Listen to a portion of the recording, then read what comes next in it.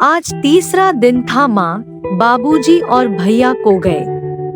मेरी आंखों की नींद उड़ चुकी थी।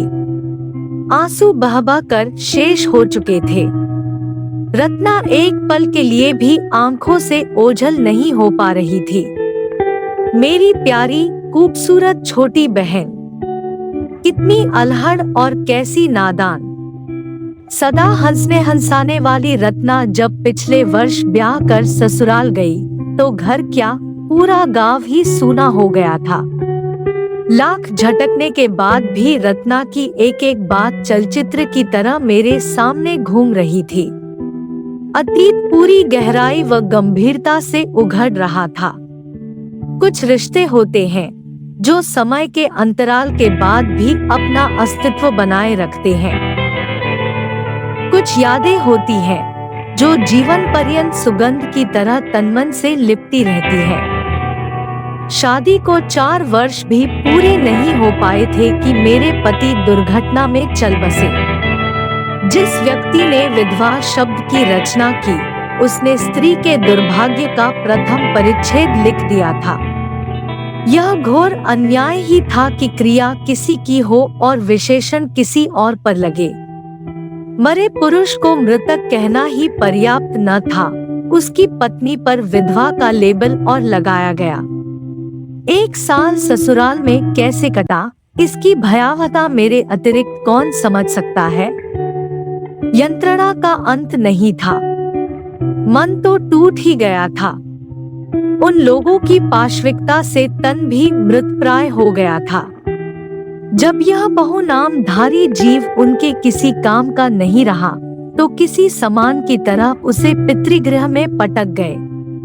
पति को असमय खा जाने वाली तथा दोनों वक्त में पसेरी अन्न खाने वाली इस कुलटा के लिए उनकी चारदीवारी में अब कहीं स्थान नहीं था।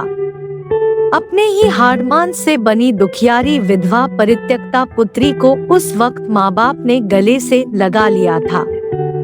मगर एक दिन का पाहुना दूसरे दिन अनखावना और तीसरे दिन घिनावना वाली कहावत अभागी बेटी के साथ भी चरितार्थ होने लगी।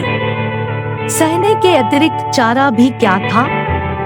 धीरे धीरे 2 मुट्ठी धान के बदले पूरे घर के काम का बोझ मेरे निर्बल कंधों पर डालकर सभी निश्चिंत हो गए। तब रत्ना ने, मेरी उस नन्ही बहन ने कितना सहारा दिया था मुझे। मेरे बदले वह जब तब माँ से उलझ पड़ती। उस नादान किशोरी की बातों पर ध्यान देने का समय किसे था और जरूरत भी क्या थी। मैंने भी सभी छोटे बड़े कार्यों को सहर्ष वहन करके अपना दुख भूलने तथा कहीं अपनी उपयोगिता साबित करने की खोखली चेष्टा की थी। दुखी विधवा के सुलगते घावों पर माँ बाप, पास पड़ोस वाले जब तब नमक छिड़कते रहते और मैं बेबस अपनी कोठरी में घुसकर आंखों में कुछ गिरने का बहाना करती। दिन भर आंसू बहाकर उनके घर का अमंगल करने के सिवा मैं कलमुही और कर ही क्या सकती थी। दोनों वक्त भरपेट खाने वाली मुझ अभागी को तकलीफ क्या हो सकती थी। काश इसे समझने का किसी का तो मानस होता। रत्ना समझती थी, मगर वह क्या कर सकती थी। कभी कभी अपनी और माँ की साड़ी के साथ मेरी सफेद साड़ी में कलफ लगा इस्त्री कर देती। मैं रत्ना को रोकती और तब माँ मुझे कुछ न कहकर भी सुलगती नजरों से घूरती और चीर कर रख देती। मैं अंदर ही अंदर सिमट कर रह जाती। किसी शुभ कार्य में मैं कभी सामने नहीं पड़ती। माँ अपने हाव भाव से बहुत कुछ कहकर वर्जनाओं की रस्सी से जकड़ जाती थी। रत्ना की विदाई पर मैं उससे लिपट कर रोना चाहती थी। उसके सिर पर अपने अशेष आशीषों से भरा हाथ रखना चाहती थी, मगर मुझे यह छूट नहीं थी। भूखी प्यासी मैं पकवानों से भरे भंडार में बैठी उसके बिछोह से आकुल व्याकुल हो रही थी। ऐसे वक्त में सिर्फ एक ही अवलंब था मेरे पास। पिता के लंबे चौड़े मकान में 2 कमरों को गांव का पुस्तकालय बनाया गया था। कभी समाप्त न होने वाले घर के कामों को मैं मशीनी गति से निपटाती और आधी आधी रात तक दीमक बनी पुस्तकों को चाटती रहती। यही मेरे सूने वीरान जीवन का बसंत था।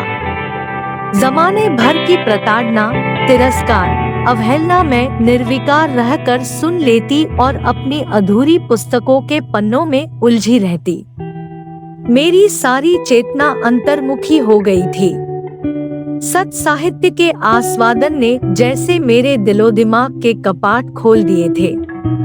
अपने पर हो रहे अत्याचार के प्रति अब मेरा मन पके फोड़े सा टीसे मारता। अंदर की पीड़ा को अंत स्थल में समाहित करने की मैं आदी हो चुकी थी अब तक। तभी जैसे कहर टूट पड़ा था। 4 दिन पहले ही मेरी प्यारी बहन रत्ना के पति की सांप डसने से तत्काल मृत्यु हो गई थी और वह नादान मासूम अपने पति के साथ चिता पर चढ़ गई। इस घटना ने आसपास के समूचे इलाके को आंदोलित कर दिया था। माँ, पिताजी और भैया रत्ना के ससुराल गए थे आसन्न प्रसवा भाभी को मेरे भरोसे छोड़कर। पिताजी और माँ के चेहरे अनोखे तेज से दमक रहे थे। वह पुत्री दामाद के मरने की खबर नहीं थी। पिता के नाम को रोशन कर देने की शुभ सूचना थी। 4 दिन पूर्व जब बैठक में रत्ना के ससुराल के एक व्यक्ति ने यह सूचना दी तो मैं स्वयं को रोक नहीं पाई और दहाड़ मार कर रो उठी और तब माँ ने कठोरता से मुंह पर रखे मेरे हाथों को झटक कर कहा था, कलमुही, यह क्या रोने का वक्त है? तुझसी बेहया नहीं थी वह। बड़ी आन वाली थी मेरी रत्ना।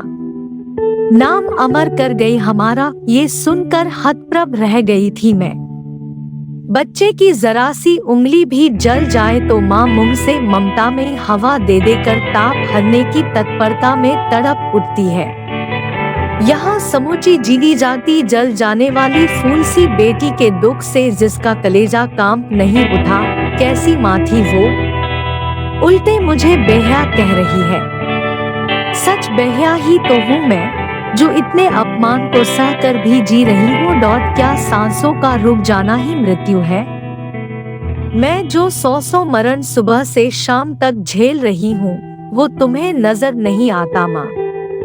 मरने के लिए थोड़ी सी हिम्मत चाहिए, पर ऐसा जीवन जीने के लिए पहाड़ सा धीरज और वज्र सा कलेजा चाहिए। किसे पता है कि एक बार की पति के साथ जीवित जल जाने वाली मेरी मासूम बहन ने ऐसा कठोर निर्णय किस तरह ले लिया होगा। वो तो मुझे सदा कहती रही, जीजी क्यों उदास रहती हो? जो हुआ उसमें आखिर तुम्हारा क्या दोष था? उसने वर्षों अदृश्य चिता पर बैठी अभागी बहन की धुआं होती जिंदगी देखी थी। ससुराल वालों का अत्याचार व मायके वालों का तिरस्कार भी देखा था।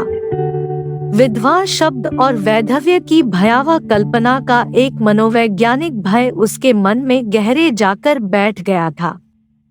बहन के जीवन की त्रासदी की मूक दर्शक बनी, तिल तिल कर जलने से अच्छा एक बार में जल जाने में ही उसने अपनी बेहतरी समझी। पिछली बार आई तो कह रही थी, जीजी हमारे समाज में औरतें ही औरतों की सबसे बड़ी दुश्मन है। अब देखो तुम्हारी सास ने तुम्हारे साथ क्या किया। और तो और हमारी माँ का दिल भी कैसा पत्थर निकला। और मेरी सास की बात भी सुनो, एल्बम में लगी तुम्हारी तस्वीर को निकाल फेंका। कहने लगी, यह अपशकुनी फोटो क्यों लगा रखा है? विधवा बहन के अपशकुनी चित्र को उतार फेंकने वाली वह सास अपनी विधवा पुत्रवधू को निश्चय ही मेरी तरह अपने घर से बाहर निकाल फेंकने में कभी विलंब न करती। इसी भय के मारे ही तो रत्ना ने, जीजी, पद्मा जीजी, जल्दी आइए, भाभी की कमजोर कराहें सुनकर चौंक पड़ी मैं। भागकर उनके पास गई तो देखा वे तड़प रही है। लगता है प्रसव पीड़ा शुरू हो गई थी। घबराहट के कारण मेरे हाथ पांव फूल गए। माँ तो अभी सप्ताह भर आने वाली नहीं थी। रत्ना की 13वीं पर होने वाले महोत्सव के आगे बहू की चिंता भला कौन सी यशस्वी सास रखती है। पड़ोस की दाई को बुला लाई मैं, पद्मा, बहू बहुत कमजोर है, तकलीफ भी बढ़ रही है, डॉक्टर को बुलाना होगा। डॉक्टर को कौन लाएगा? अब क्या करूं? किसे भेजूं? मैं चेतना शून्य होने लगी। पास पड़ोस तो क्या, गांव के प्रायः सभी पुरुष रत्ना के गांव गए हुए थे। अब क्या करती मैं? भाभी की दर्दभरी कराहें सुनी नहीं जा रही थी। जीजी, अब क्या होगा जीजी? मैं क्या करूं? धीरज रखो भाभी, सब ठीक हो जाएगा, मैं डॉक्टर लेकर आती हूँ। नहीं जीजी, मुझे छोड़कर मत जाओ, मैं मर जाऊंगी। वह सिसकने लगी। हिम्मत रखो, कुछ नहीं होगा तुम्हें। दाई को भाभी के पास बिठाकर बदहवासी में पास पड़ोस में मदद की गुहार लगाने दौड़ पड़ी। कोई न दिखा तो खुद ही टार्च लेकर डॉक्टर को लाने दौड़ी। डॉक्टर मेरी बदहवास हालत देखकर सब कुछ समझ गया और तत्परता से निकल पड़ा। घर के दरवाजे पर बदहवास सी खड़ी दाई को घेरे पड़ोस की औरतों को देख मेरा कलेजा बैठ गया। अनिष्ट की आशंका से मेरी रूह कांप उठी। दाई ने रोते हुए कहा, अब कुछ नहीं बचा बेटी। बहू और बच्चा दोनों ही चल बसे। धम्म से वहीं बैठ गई मैं।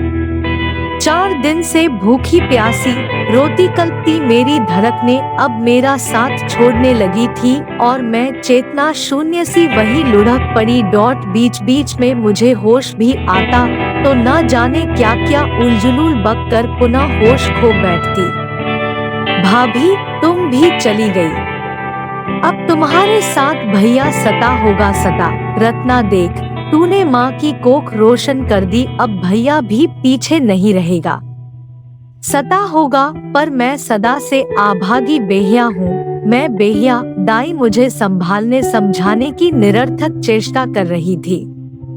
माँ बाबूजी, भैया आए, उन्हें यह मनहूस खबर मिली तो ठगे से रह गए।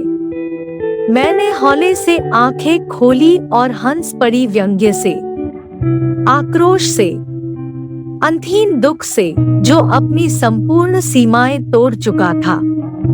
मेरा अंतर जल रहा था, रोम रोम में आग धधक रही थी।